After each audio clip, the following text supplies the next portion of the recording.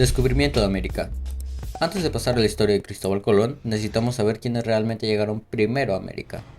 ¿Quiénes fueron los primeros habitantes de este continente? Técnicamente, Cristóbal Colón no fue el primer europeo en descubrir América, sino que fue un vikingo llamado Leif Erikson, y esta es su historia. Los vikingos habían ido de Groenlandia a América del Norte en el siglo X. Eso significaría que habrían sido los primeros europeos en el continente unos 500 años antes de Cristóbal Colón. Un explorador vikingo llamado Leif Erikson había liderado una expedición desde la nueva colonia nórdica en Groenlandia, y fue incluso más al oeste, navegando hacia el mundo desconocido, en busca de tierras y recursos para suplir las carencias de la colonia de Groenlandia. Y según la historia lo logró. Había encontrado una tierra de bosques y prados, con arroyos llenos de salmón, y crucialmente encontró vidas de uvas silvestres.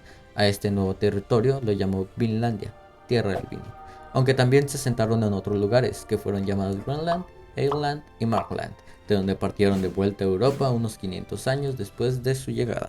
Hay un mapa muy antiguo, que se debate si es auténtico, llamado el mapa de Skalholt, que muestra el Promontorium Vinlandiae, promontorio o cabo de Vinlandia, y los Instant pensaban que eso localizaba la península nórdica de la isla de Terranova, en la costa noroeste de Norteamérica.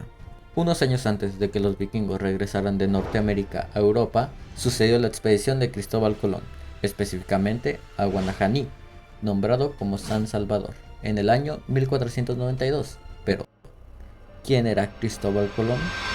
Cristóbal Colón fue un navegante, cartógrafo y explorador, que después de años de guerras contra los musulmanes, la corona española necesitaba una fuente de ingresos, y tener su propia ruta comercial a las Indias era una oportunidad, así como también era ver lo que había descubierto, dibujarlo y enseñárselo a los reyes católicos.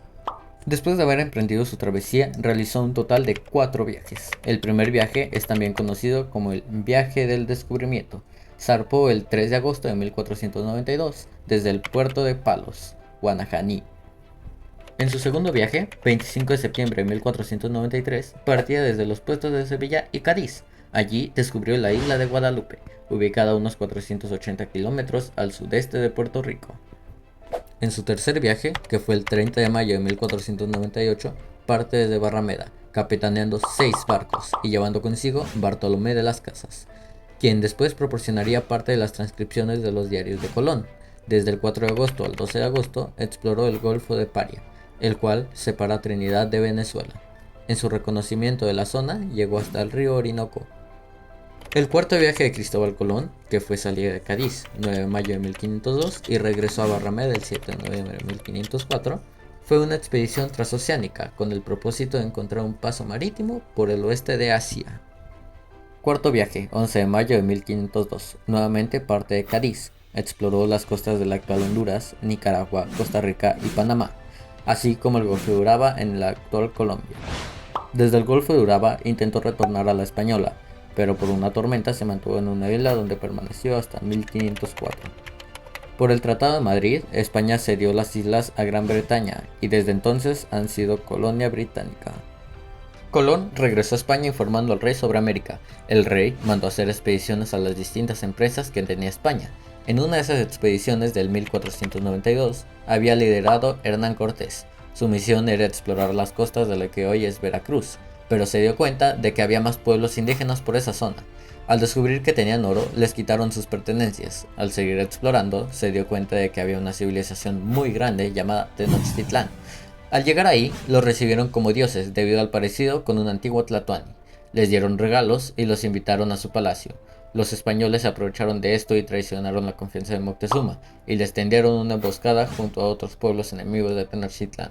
Desde ahí empezó la conquista en donde miles de hombres murieron. Pero entonces, ¿qué pasó después de la conquista?